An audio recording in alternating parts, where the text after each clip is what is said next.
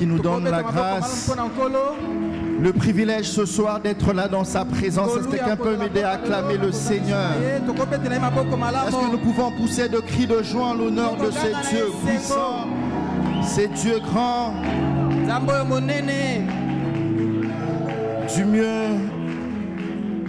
Du mieux que nous le pouvons, je nous prie de nous lever. Nous voulons encore exprimer au Seigneur notre reconnaissance de toute sa grandeur, de toute sa puissance. Alors que j'étais assis à ces chants qui montaient dans mon cœur, je ne suis pas un très bon chanteur, mais gloire, car il est gloire. La chorale va nous aider à entonner ces chants. J'aimerais que nous puissions les chanter ensemble avec conviction. Et après ces chants, avant que nous ne puissions écouter la parole du Seigneur, nous allons regarder à ces choses qui nous préoccupent. Et nous voulons dire au Seigneur, nous voulons élever ton nom au-dessus de nos problèmes. Nous voulons élever Jésus au-dessus de nos questions sans réponse. Mais avant de dire cela au Seigneur, nous voulons ensemble chanter ce refrain. Gloire, gloire, gloire à l'agneau. Nous le chantons encore une fois ensemble. À Dieu la gloire.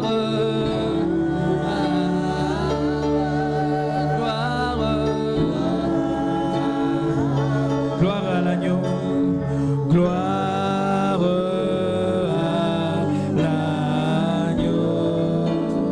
à lui la gloire,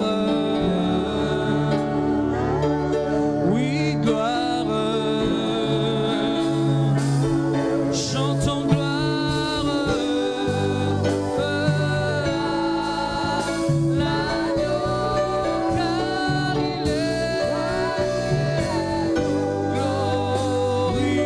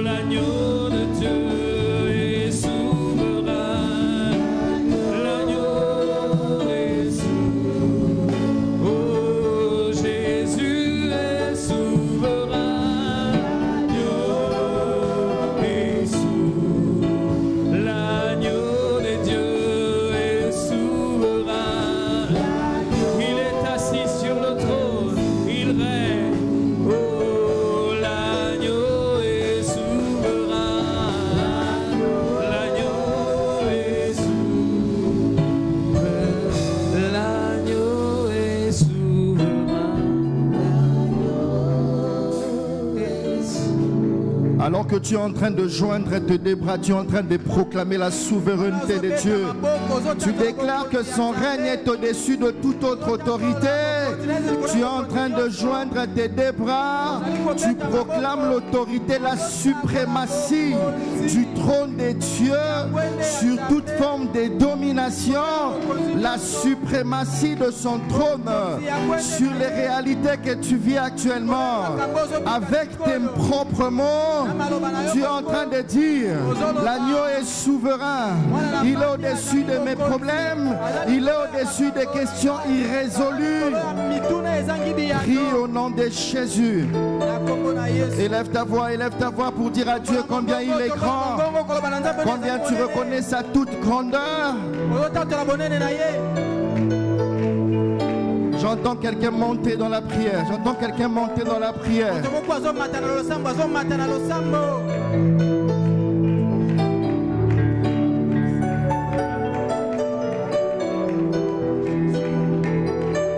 Au nom de Jésus. Seigneur, nous te rendons grâce.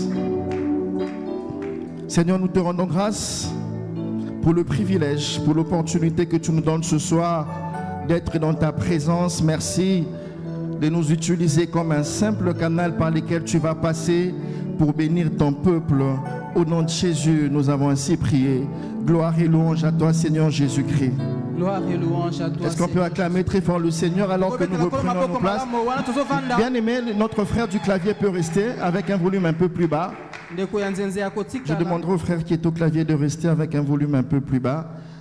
Je nous prie, je rends grâce au Seigneur, j'allais dire, qui nous donne l'opportunité, qui nous donne la grâce d'être là ce soir pour partager sa parole. Je voudrais encore une fois remercier nos aumôniers pour l'encadrement, pour la confiance. J'aimerais encore nous inviter à acclamer le Seigneur Jésus, notre Dieu, qui est le Dieu puissant, celui qui règne ici, le Dieu en qui nous croyons. Nous continuons dans notre pensée de l'année de l'émergence des enfants, signes et présages. Je reste profondément convaincu que quelqu'un en ces lieux va réellement vivre cette année d'émergence au nom de Jésus. Si tu le crois avec moi, tu dis Amen avec une grande conviction. La formulation du message que nous allons apporter ce soir est tirée de Psaume chapitre 61 au verset 3 ou verset 2 selon la version que vous avez. La partie B. Le thème s'intitulerait donc comme suit: Conduis-moi sur le rocher que je ne puis atteindre. Conduis-moi sur le rocher que je ne puis atteindre. Permettez-moi de nous inviter encore une fois à nous lever pour lire la parole du Seigneur. J'aimerais nous proposer deux textes à lire ensemble. Et le troisième texte, je pourrais les lire seul. Nous commençons par les psaumes chapitre 61. Le passage à partir duquel nous avons tiré le thème de ce soir. Le psaume chapitre 61, le verset 2 et le verset 3. Ensuite, nous allons lire ensemble Luc chapitre 8, le verset 40 au verset 56e. Psaume chapitre 61, versets 2 et 3, je lis au nom du Seigneur Jésus. Ô Dieu, écoute mes cris. J'aimerais qu'on les fasse ensemble. Sois attentif à ma prière. Du bout de la terre, je crie à toi, les cœurs abattus. Conduis-moi sur le rocher que je ne puis atteindre. Du bout de la terre, je crie à toi, le cœur abattu. Conduis-moi sur le rocher que je ne puis atteindre. Luc chapitre 8, le verset 40 au verset 56. Nous allons les lire ensemble. À son retour, Jésus fut reçu par la foule, car tous, retenez-le bien, car tous l'attendaient. Et voici, il vint un homme nommé Jairus, qui était chef de la synagogue. Il se jeta à ses pieds et le supplia d'entrer dans sa maison, parce qu'il avait une fille unique d'environ 12 ans qui se mourait. Pendant que Jésus y allait, il était pressé par la foule. Or, il y avait une femme atteinte d'une perte de sang depuis 12 ans. et qui avait dépensé tout son bien pour le médecin sans qu'aucun n'ait pu la guérir. Verset 44. Elle s'approcha par derrière et toucha le bord du vêtement de Jésus. Au même instant, la perte de sang s'arrêta. Et Jésus dit, qui m'a touché, comme tous s'en défendaient, Pierre et ceux qui étaient avec lui dirent, Maître, la foule t'entoure et te presse. Et tu dis, qui m'a touché? Mais Jésus répondit, quelqu'un m'a touché car j'ai connu qu'une force est sortie de moi. La femme, se voyant découverte, vint toute tremblante, se jeta à ses pieds et déclara dans tout le peuple pourquoi elle avait touché et comme elle avait été guérie à l'instant. Jésus lui dit, verset 48, ma fille, ta foi t'a sauvée, va en paix. Comme il parlait encore, survint chez le chef de la synagogue quelqu'un disant, ta fille est morte, n'importune pas le maître. Mais Jésus, ayant entendu cela, dit au chef de la synagogue, ne crains pas, crois seulement et elle sera sauvée. Lorsqu'il fut arrivé à la maison, il n'est permis à personne d'entrer avec lui, si ce n'est à Pierre, à Jean et à Jacques, et au père et à la mère de l'enfant. Tous, verset 52, pleuraient et se lamentaient sur elle. Alors Jésus dit, ne pleurez pas, elle n'est pas morte, mais elle dort. Et il s'est moqué de lui, sachant qu'elle était morte. Mais il la saisit par la main et d'une voix forte, enfant, lève-toi. Et son esprit revint en elle, et à l'instant, elle se leva. Et Jésus ordonna qu'on lui donnât à manger. Les parents de la jeune fille furent dans l'étonnement. Il recommanda de ne dire à personne ce qui est arrivé. Nous acclamons la parole du Seigneur. Alors que nous reprenons nos places, j'aimerais rapidement lire un troisième texte, rapidement. Un texte qui a précédé ces récits que nous venons de lire dans Luc chapitre 8. Toujours dans le même chapitre. J'aimerais lire Luc chapitre 8, le verset 22 au verset 25. Un jour, Jésus monta dans une barque avec ses disciples et il leur dit, passons de l'autre côté du lac, et ils partirent. Pendant qu'ils naviguaient, Jésus s'endormit, un tourbillon fondit sur le lac et la barque s'est remplissée d'eau. Ils étaient en péril, mais ils s'approchèrent et le réveillèrent en disant, Maître, Maître, nous périssons.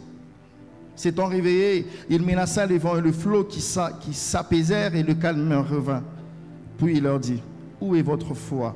Saisis de frayeur et d'étonnement, ils se dirent les uns aux autres, quel est donc celui-ci qui commande même au vent et à l'eau et à qui ils obéissent? Conduis-moi sur le rocher que je ne puis atteindre. J'aimerais rappeler le contexte dans lequel le psaume 61, le verset 2 et 3 est écrit. Selon les commentateurs, David a composé ce psaume merveilleux. Je sais que nous sommes des très bons lecteurs de la Bible. Il a composé ce psaume dans une partie de sa vie qui était très délicate. Lorsque David a composé ce psaume, c'était pendant que son fils Absalom l'avait chassé temporairement du trône. Vous pouvez voir ça dans 2 Samuel chapitre 15 jusqu'au chapitre 18. Plus de 3 chapitres dans la parole du Seigneur ont été consacrés à ce récit. David était loin de son pays natal. Il était loin de toute la gloire qui lui revenait. Et c'est avec un cœur abattu qu'il tourna totalement le regard vers Dieu. David commence ce psaume 61 par la prière en versant de larmes. Mais si vous lisez jusqu'à la fin, il termine ce psaume par la louange. La version Chouraki interprète le passage de Psaume 61:3 comme ceci.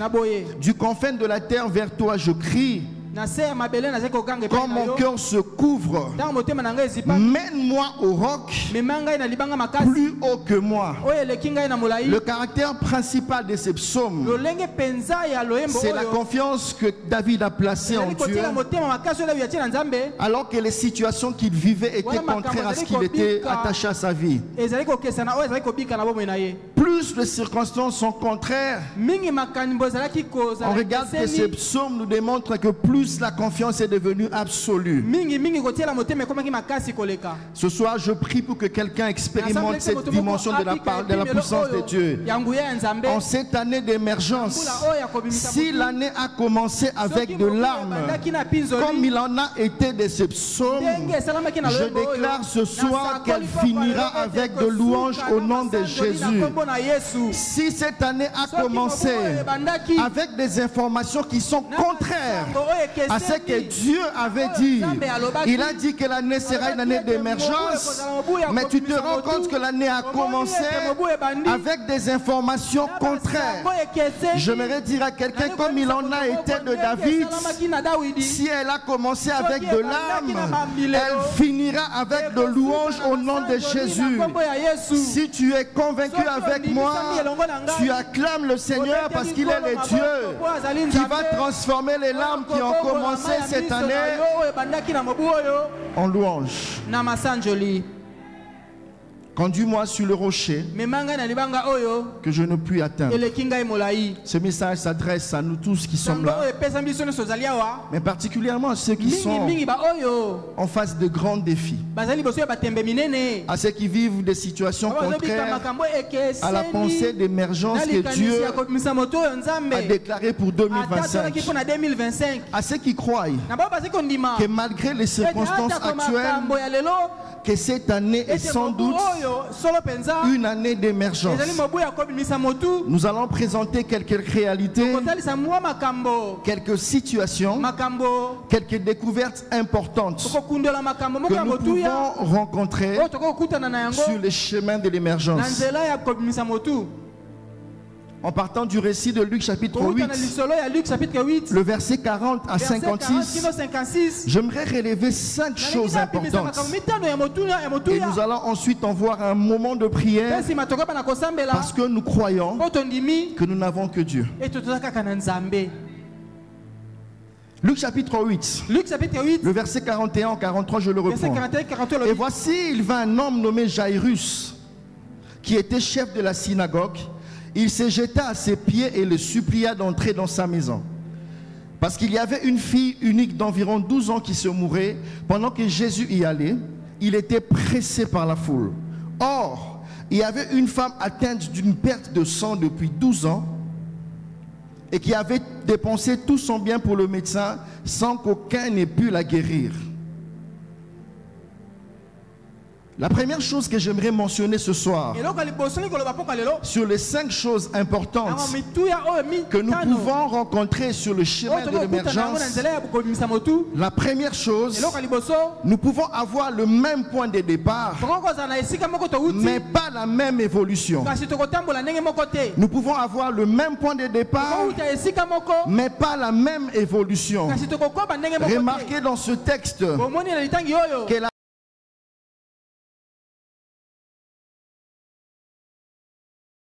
chose en commun. 12 ans. Il y a 12 ans, naissait cette fille dans la maison de Jairus. C'était un sujet de joie.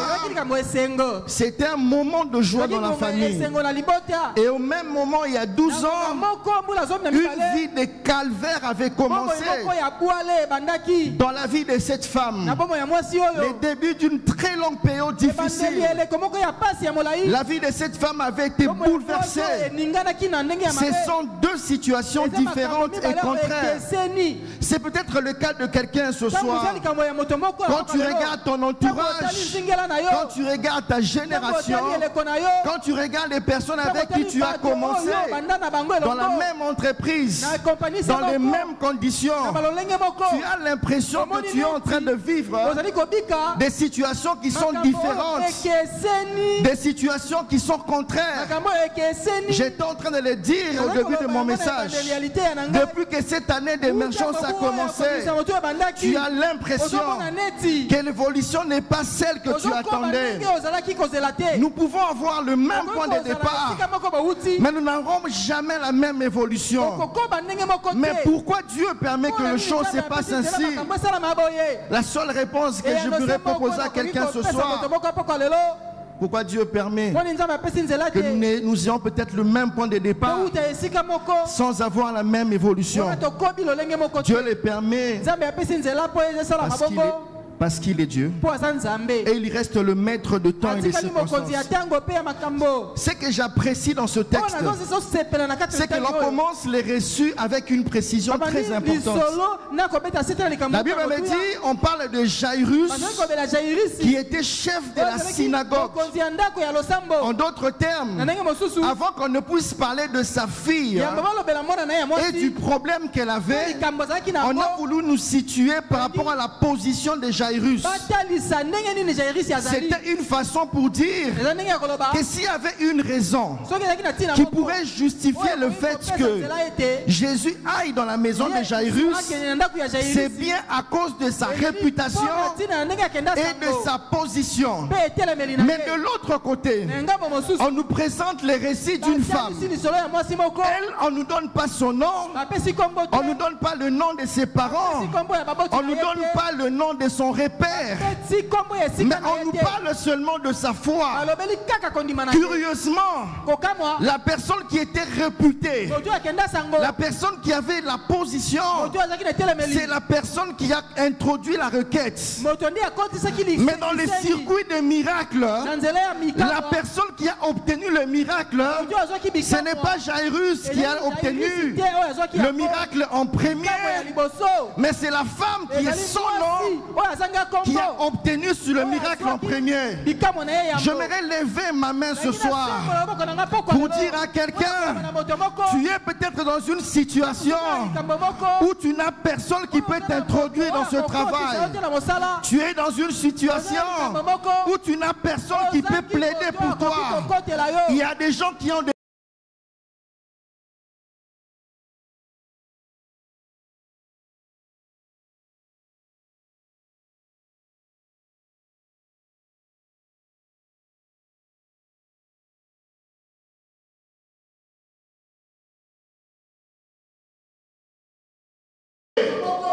si tu n'as pas été aligné, si ton nom n'est pas connu, tu as la foi en Dieu. La foi te permet d'être inscrit sur des listes que toi sur lesquelles tu n'étais pas inscrit. Christ a démontré par ce passage que cette femme, même si elle n'avait pas été celle qui a introduit la requête, même si le point de départ, c'est la requête de Jairus, mais elle obtient le miracle à cause du Dieu qui fait grâce à qui il veut. La grâce bouge les règles établies. La grâce te permet d'être inscrit sur une liste sur laquelle tu n'étais pas inscrit. Jésus est en train d'aller chez Jairus. On peut avoir le même point de départ, mais on n'a pas la même évolution. Un jour, un frère, il y a 2-3 jours, un frère m'a raconté une histoire. Je n'ai pas voulu croire au début. Après, j'ai insisté pour qu'il me donne vraiment la confirmation que c'est vrai. J'avais eu l'occasion de les recruter quand j'étais à l'église. Il a travaillé à la banque. Quelque temps après, j'ai appris qu'il avait été chassé de la banque. Après, il a été recruté dans une autre banque. Là, je n'étais pas à Kikwit, j'étais ici. Alors, je lui ai posé la question, comment tu avais été recruté là-bas? Il me dit, un jour, j'étais à la maison, je reçois un appel. Quelqu'un m'appelle, c'est vous, monsieur Prince Kabouya. Je vous recommande dans telle banque. Va voir les responsables des régionales de cette banque-là. Quand tu vas arriver, tu lui présentes ses numéros. La personne ne s'est même pas présentée. Il est allé à la banque. Il a dit dans cette institution que j'étais. Il présente au directeur de l'agence régionale. Il lui dit, j'ai été recommandé par ce numéro. Et on l'a pris pour stagiaire. Et après le stage, on l'a recruté. Un jour, il a connu un problème dans cette institution. Quelqu'un a dit, on ne peut pas le virer parce qu'il a été recommandé par quelqu'un d'important. Alors quand c'était quelques mois plus tard, il s'est rappelé que je n'ai jamais appelé les numéros qui m'avaient recommandé. Il a essayé d'appeler le numéro n'est passé pas. Et jusqu'aujourd'hui, les numéros ne passent toujours pas. Il n'a pas su qu'il avait recommandé. Il n'a même pas demandé à l'époque. Quand il a voulu le savoir, il s'est rendu compte que ça ne passait pas. Il y a des choses invraisemblables que Dieu est capable de le faire. Dieu est capable de t'inscrire là où tu n'étais même pas prévu. Dieu est capable de te changer des trajectoires là où il ne veut pas aller au départ parce que toi tu es présent. Au verset 40, on avait dit, tous l'attendaient. Il est allé, la foule l'attendait. Nous pouvons tous avoir la même attente, mais pas le même résultat. Je prie ce soir pour que quelqu'un obtienne de Dieu des résultats qui sont conformes à ses attentes. La foule l'attendait, mais c'est une personne qui a vu les résultats. Je lève ma main ce soir. Je prie pour que quelqu'un en Seigneur reçoive des résultats qui sont conformes à ses attentes. Même lorsque la foule qui attendait Jésus n'a vu aucun miracle, mais je prie pour que Dieu te démarque toi particulièrement.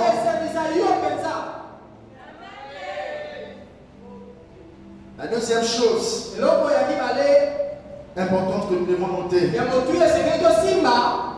sur le chemin de l'émergence, nous rencontrons plusieurs formes de situations, notamment quatre situations que nous pouvons rencontrer. La liste n'est pas exhaustive, mais j'aimerais mentionner 4 situations qui décrivent la réalité que cette femme et cette fille ont vécu pendant les 12 années. La première situation, ce sont les situations que j'appelle les situations statiques. Ce sont celles qui ne changent pas. Elles n'évoluent pas positivement. Elles n'évoluent pas non plus. Elles ne décrèsent pas non plus. C'est la vie paisible de cette jeune fille. Avant sa mort, elle a passé 12 années paisibles. C'est aussi la vie douloureuse de cette femme.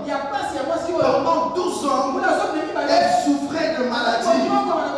Dieu a fait la promesse de l'émergence, mais tu as l'impression que les situations sont statiques. Elles n'ont pas évolué, mais elles n'ont pas aussi reculé.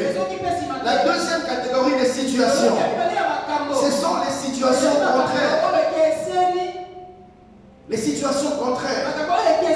C'est à l'exemple de la mort qui est venue dans la famille de cette jeune fille. Dans la maison de Jairus, pendant 12 ans, ils étaient calmes, mais après il y a eu une situation contraire. C'est ce que David a vécu avec Absalom. Dieu a déclaré l'année d'émergence. C'est comme si quand il a déclaré, au lieu que les choses avancent, je dirais même au lieu qu'au minimum les choses restent statiques, on a l'impression que les choses sont en train de reculer. Les choses semblent prendre une autre tournure. La troisième catégorie des situations, ce sont les situations éphémères. Elles correspondent à la vie de cette fille. On l'appelle des courtes joies en langage vernaculaire. Cette famille avait la joie de recevoir une fille. Mais pour une courte durée, ils ont reçu un enfant, mais simplement pour 12 années. Les situations éphémères sont des situations qui vous donnent une lueur d'espoir, mais elles partent très vite. C'est comme si les choses commençaient à devenir meilleures, mais après elles redeviennent comme au départ. La quatrième catégorie de situations, ce sont les situations exceptionnelles. Lorsque les situations restent statiques, lorsque les situations contraires viennent, lorsque les situations demeurent éphémères, à un moment donné, on se limite là. On tourne des regards vers Dieu. C'est là qu'interviennent les situations exceptionnelles. C'est là qu'interviennent les situations inattendues. C'est là que l'inattendu de Dieu intervient. Le diable peut aussi faire arriver des situations exceptionnelles. Mais ce soir, je prie pour que quelqu'un vive une situation exceptionnelle. Ce soir, je prie pour quelqu'un qui a vécu des situations statiques, pour quelqu'un qui vit des situations contraires, pour quelqu'un qui vit des situations éphémères, que les temps des situations exceptionnelles arrivent au nom de Jésus. Que les temps où tu t'es arrêté, où tu as dit j'ai fait ma part, que Dieu intervienne. Les situations exceptionnelles sont les situations où, lorsqu'elles arrivent, on dit ça c'est Dieu. Les situations exceptionnelles sont des situations qui enlèvent toute forme de doute pour conclure que ça c'est Dieu. Elles ont deux avantages. Les situations exceptionnelles ou inattendues nous rappellent nos limites, nous rappellent que nous ne sommes pas maîtres de temps et des circonstances. Mais le deuxième avantage, c'est que les situations exceptionnelles nous rappellent que les possibilités de Dieu sont illimitées.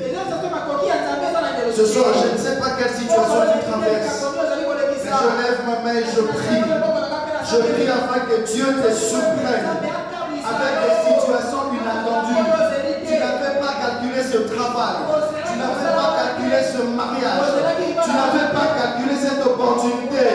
D'ailleurs, tu étais fatigué, d'ailleurs, tu étais épuisé, d'ailleurs, tu avais fini par te dire je m'adapte à cette situation. Ce soir, je lève ma main et je prie que le Seigneur te surprenne avec des situations inattendues.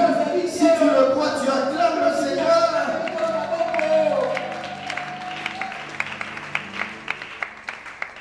La troisième chose, très rapidement, c'est que sur le chemin de l'émergence, Dieu a prévu un point, plusieurs des déclenchements.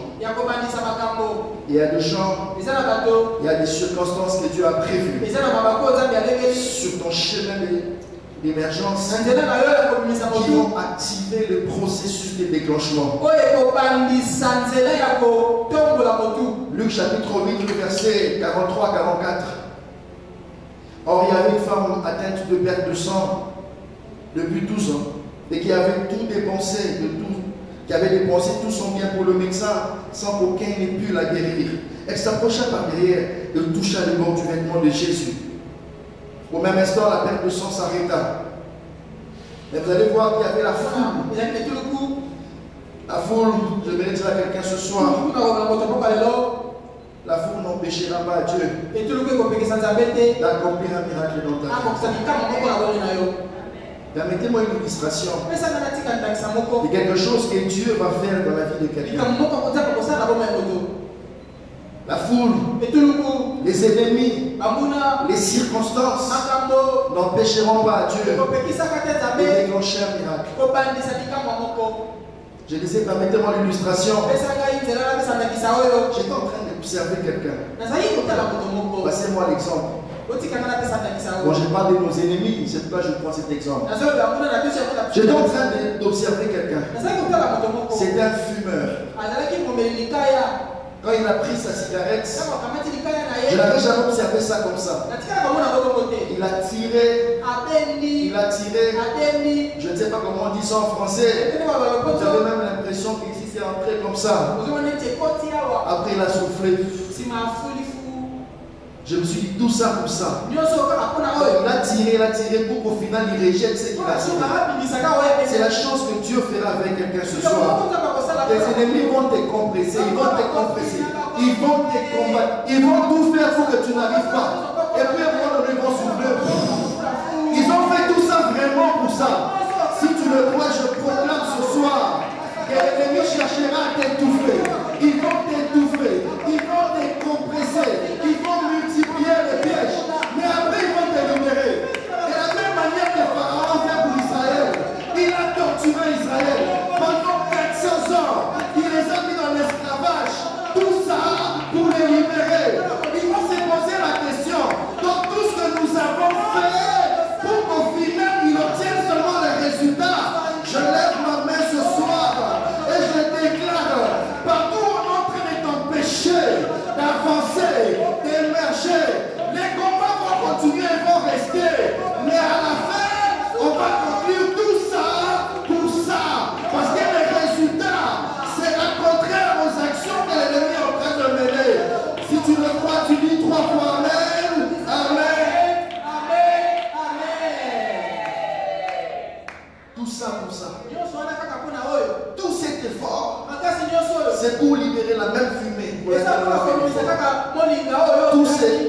combats-là qu'ils font, c'est pour qu'en fait tu obtiennes cette promotion. Tous ces combats-là qu'ils font, c'est pour que tu obtiennes ce travail. Vraiment tout ça. Tout ce qu'ils font là, c'est pour qu'au final, ces mariages-là aboutissent. Vraiment tout ça pour ça.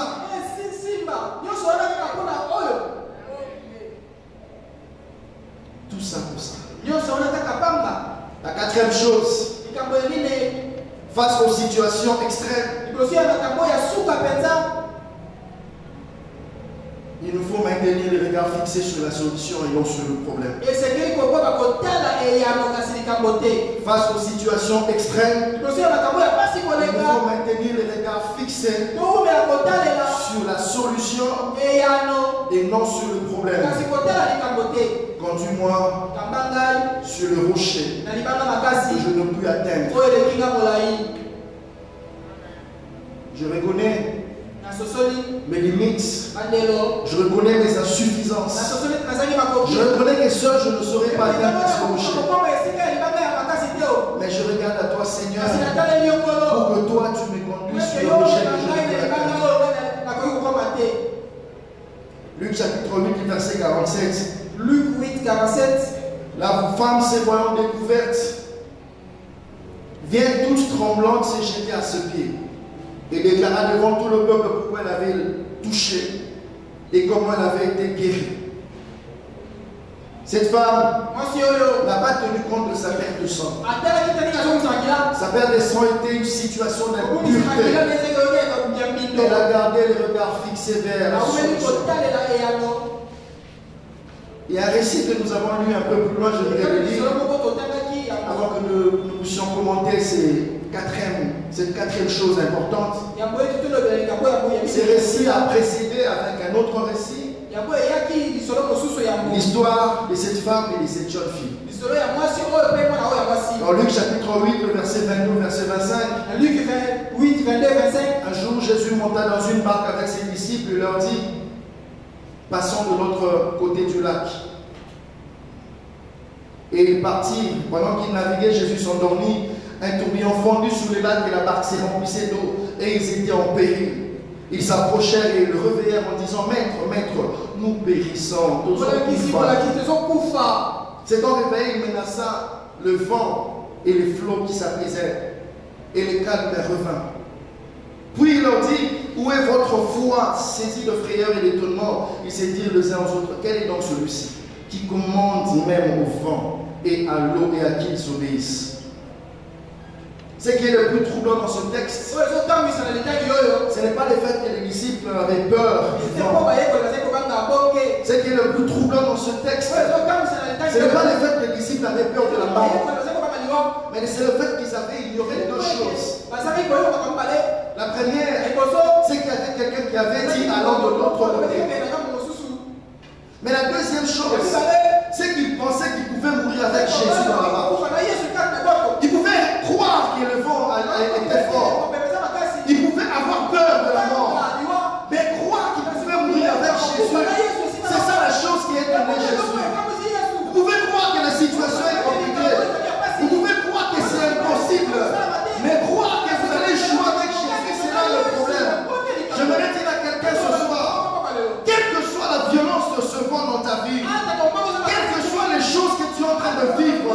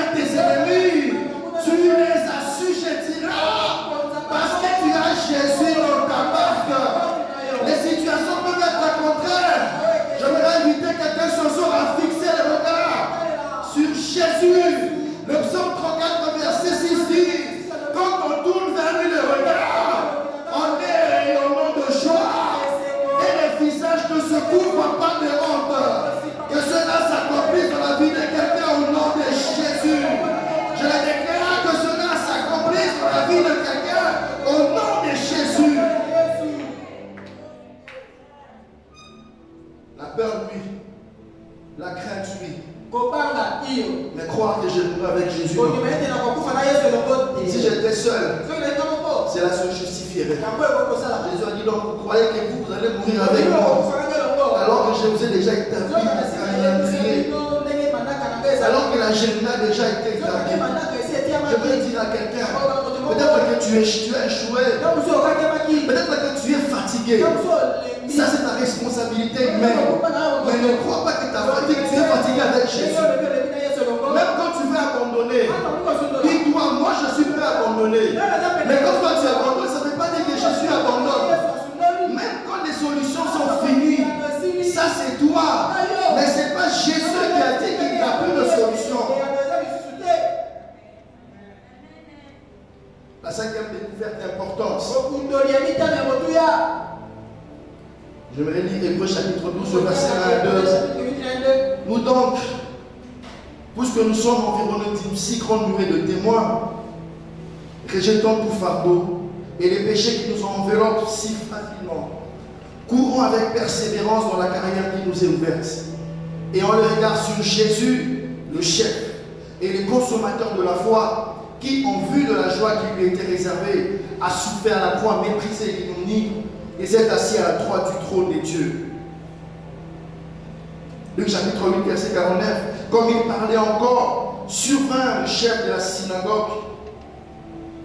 Survint le chef de la synagogue, quelqu'un disant, ta fille est morte, n'importune pas le maître. La cinquième chose, pour quelqu'un qui croit ce soir, pour quelqu'un qui va dire à Dieu, conduis-moi sur le rocher que je devais atteindre. La cinquième découverte d'importance, c'est que nous avons une nuée de témoins. Jairus avait une bonne raison d'abandonner. Quelqu'un est venu de chez lui pour lui dire, n'importune pas le maître. Tu as des bonnes raisons pour abandonner. Du reste, les médecins ont déjà conclu. Du reste, tu as fait tout ce qui était dans ton pouvoir. Mais il avait une autre raison de tenir. C'est que là, il n'avait pas en face de lui le Jésus qu'il avait entendu de loin. Mais il avait le témoignage d'une femme qui avait été guérie sur le champ. C'est comme si quand Jésus allait chez Jairus, je me mets dans son contexte et à sa place. Pendant que lui il avait besoin de Jésus, il est pressé de venir. Pendant que Jésus avançait, il y a quelqu'un qui l'a touché et Jésus s'est arrêté.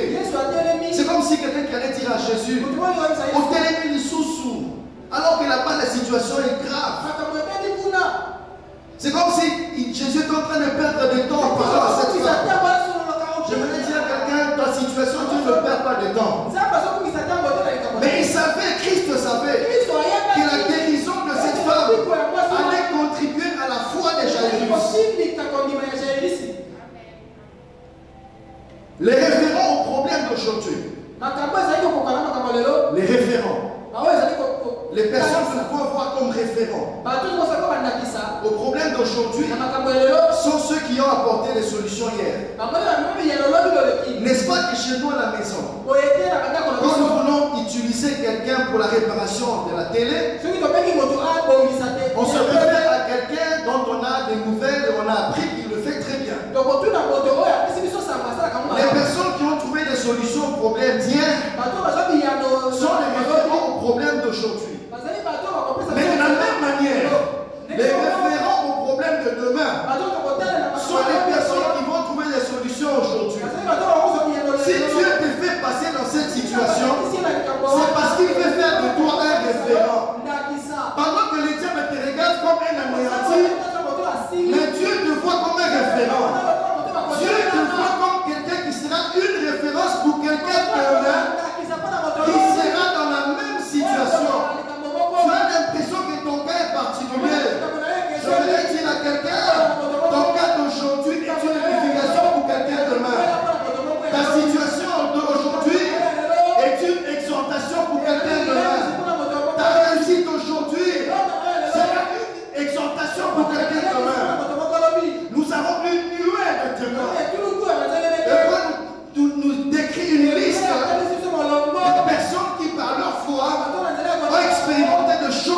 Dieu. Je vais dire à quelqu'un ce soir, la crédulité n'est pas seulement le fait de ne pas croire en une chose, mais c'est le fait de ne pas vivre en fonction des choses auxquelles nous croyons. Ne croyons pas seulement en les disant, mais comment que notre vie soit conforme aux choses auxquelles nous croyons. Comment peux-tu attendre ce mariage et vivre dans l'impudicité? Ça, tu ne crois pas. Comment peux-tu croire au ciel et vivre dans le péché? Ça, tu n'es pas croire. Comment peux-tu croire à cette responsabilité, à cette fonction, sans renforcer tes capacités? Ça, ce n'est pas croire. Je vais dire à quelqu'un qui croit ce soir, ne crois pas seulement en parole, mais que ta vie reflète les choses auxquelles tu crois. Un jour, j'étais à l'Unikin Berger à l'époque. Et j'allais au Congo central. Je me suis arrêté au péage de Kassangoul. Et j'ai mangé les arachides. Et quelqu'un va me saluer. Bonjour berger. Je me suis dit, Ti-Awa. Jusqu'ici vraiment. Il y a des attitudes que certaines personnes ne peuvent pas faire par rapport aux choses auxquelles nous croyons. Je prie ce soir pour que quelqu'un vive conformément aux choses auxquelles il croit. Dans cette nuée de témoins, alors que j'aimerais vous inviter à prier tout à l'heure, j'aimerais juste parler d'une seule personne en 2 minutes. J'aimerais parler d'Abraham. Genèse chapitre 25, le verset 1 à 2. Une chose qu'on ne mentionne pas très souvent, mais c'est une chose qui fait partie et qui est rattachée à ce témoin. Genèse 25 à 2.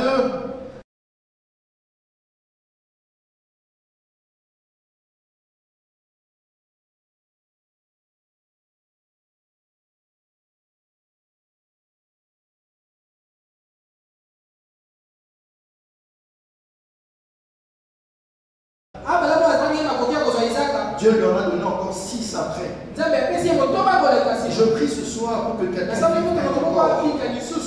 et encore de Dieu viendra. Tu avais l'impression que ce travail était perdu, mais je prie pour que Dieu te donne encore un autre travail.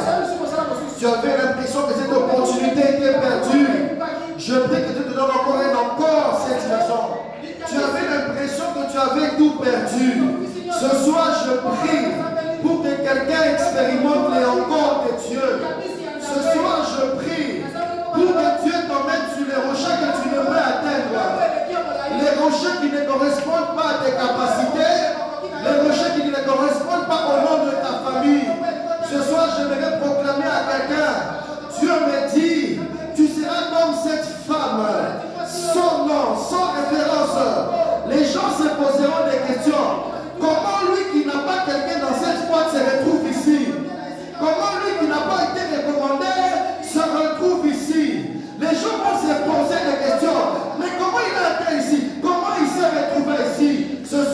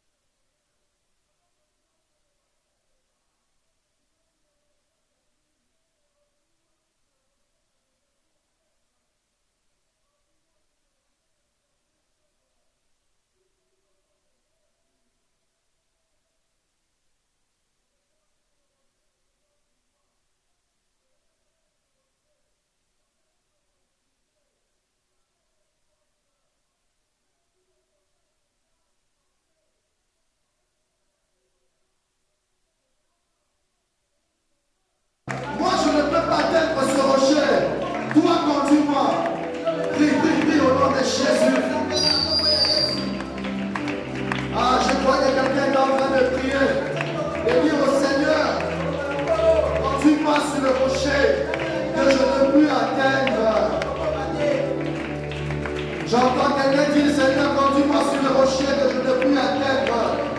Je reconnais que dans l'émergence, moi je ne peux pas arriver là.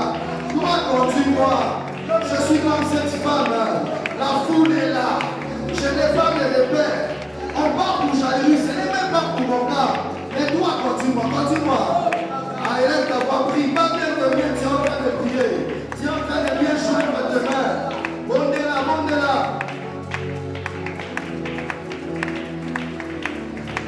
Alors que tu vas traîner avec tes mains au Malakzabé, conduis-moi sur le rocher que je ne puis atteindre. Conduis-moi sur le rocher.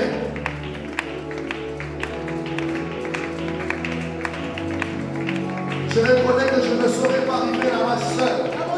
Je reconnais que je ne saurais pas voir les résultats seul. Je reconnais que je ne saurais pas avoir la guérison seul. Je reconnais que je ne saurais pas avoir la solution seul. Toi, conduis-moi, toi, conduis-moi. Toi, conduis-moi sur le rocher que je ne puis atteindre. Je reconnais mes limites. Je reconnais mes insuffisances. Mais toi, conduis-moi. Je ne veux pas me regarder vers moi. Je ne regarde pas mon carnet d'adresse. Je ne regarde pas mon carnet d'adresse. Mais toi, conduis-moi, toi, conduis-moi. Je ne regarde pas au diagnostic de médecin. Mais toi, conduis-moi. Toi, conduis-moi, toi, conduis-moi. Au nom de Jésus. Prie, prie le Seigneur. Tu connais toi-même là où tu attends. Les rochers de ton voisin n'est pas ton rocher. Dis au Seigneur, conduis-moi sur le rocher. Sur le rocher que je ne puis atteindre. Conduis-moi sur le rocher que je ne puis atteindre. Ah, j'entends quelqu'un qui va se mettre très bien, qui est en train de prier. Ton cas est différent. Ton cas ne suivra pas la même procédure. Ta nomination ne suivra pas la même procédure. Ta nomination ne suivra pas la même procédure. Dis à Dieu, quand tu vois, tu es en train de battre les noms d'Isabelle. En tout cas, la carrière au Seigneur, je reconnais. Toi, conduis-moi sur le puits, sur les rochers que je ne puis atteindre.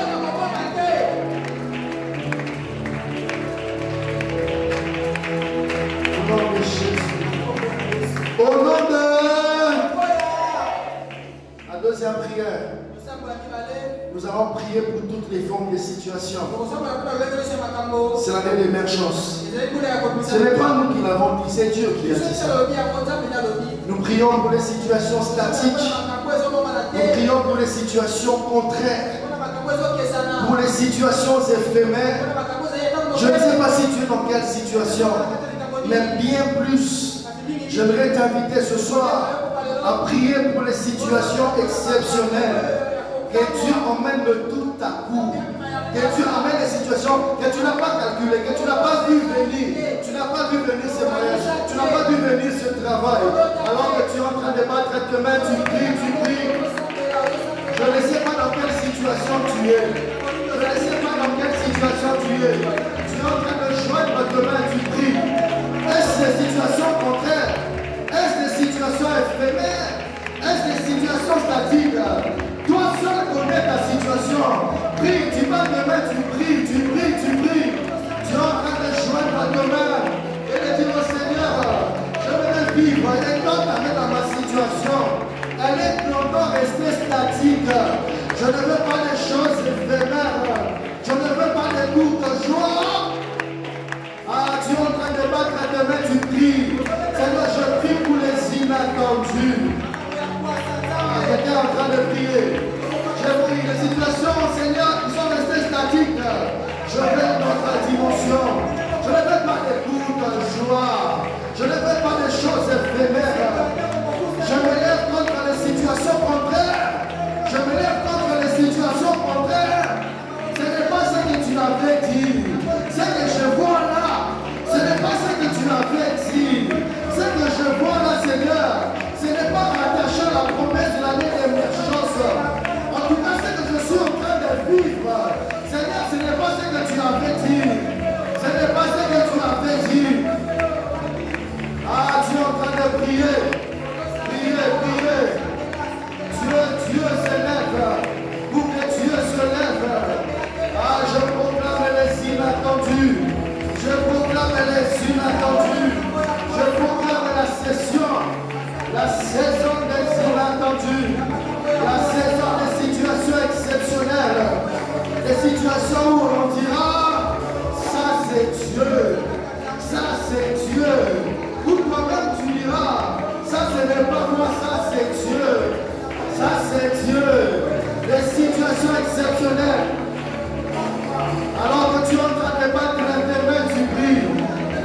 situations contraires doivent cesser. Les situations éphémères nous ont fatigués. Nous ne voulons pas de situations contraires.